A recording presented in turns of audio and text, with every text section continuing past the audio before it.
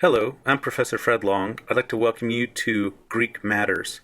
Greek Matters is a series of devotional thoughts that are based on the Greek text.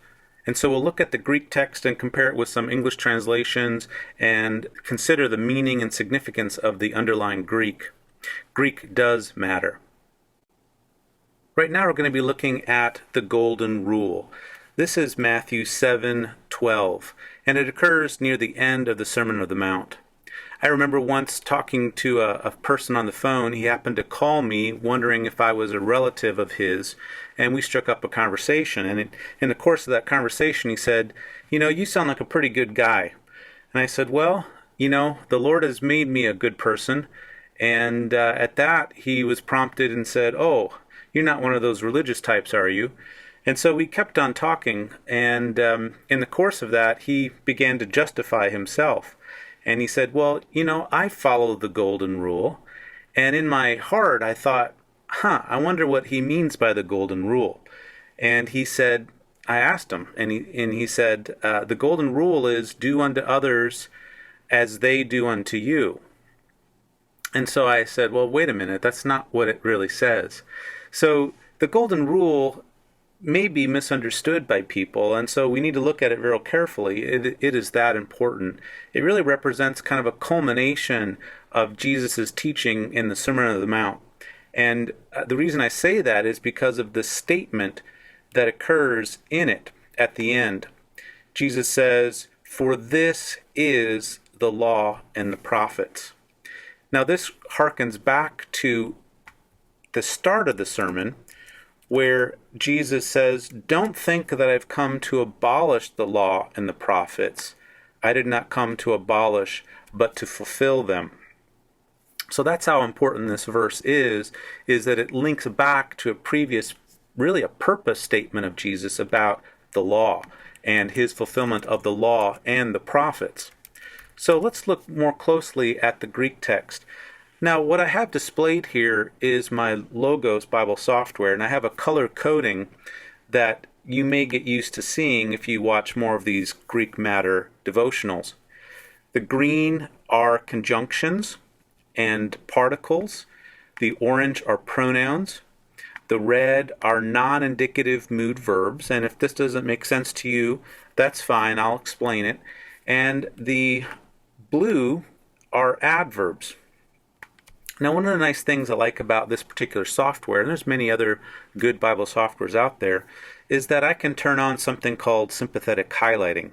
So right here, I can select the Greek text, and then over on the right-hand side, I can see the corresponding English translation.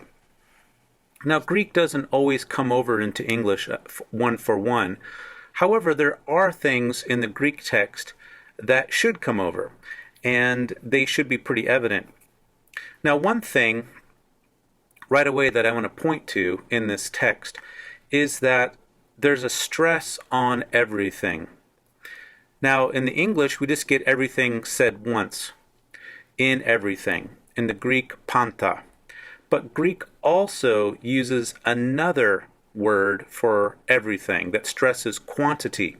And so you can see that when I highlight the second word, the same English word is highlighted. Well, in fact, Greek has two words that are stressing everything, and this is a particular emphasis of this verse.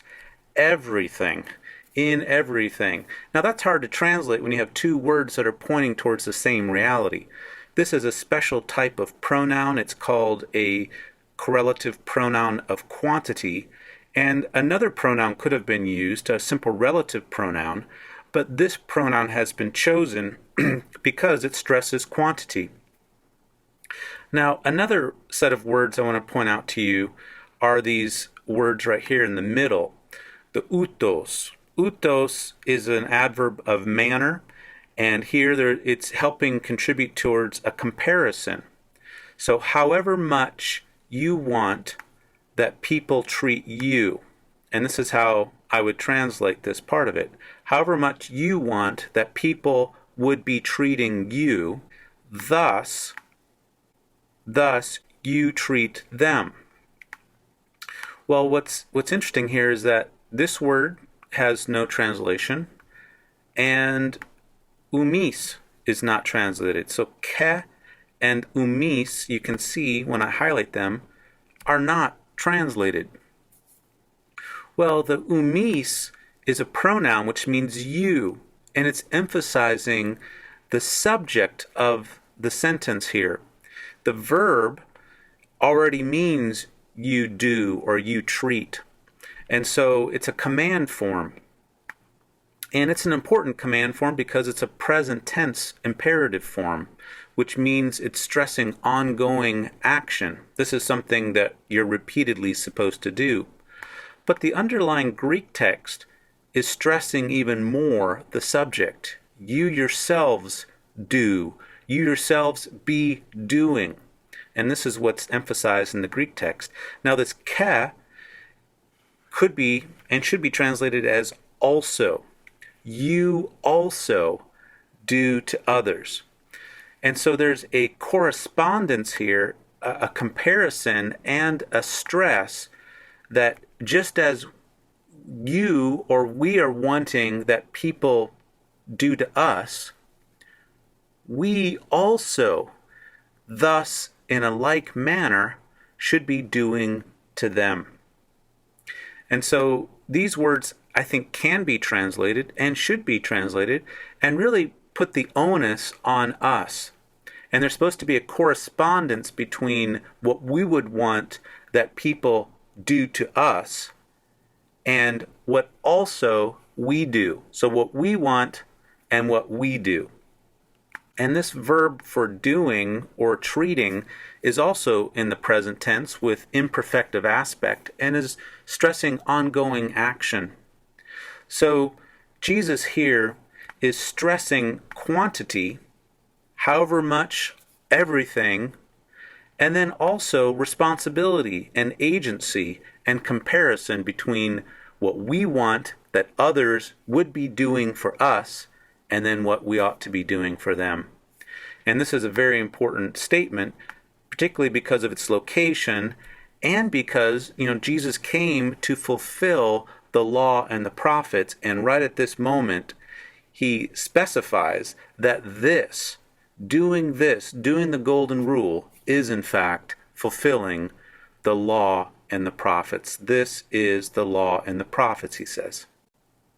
Well, I hope this encourages you to look more carefully at the Greek text and consider its meaning. Greek does matter.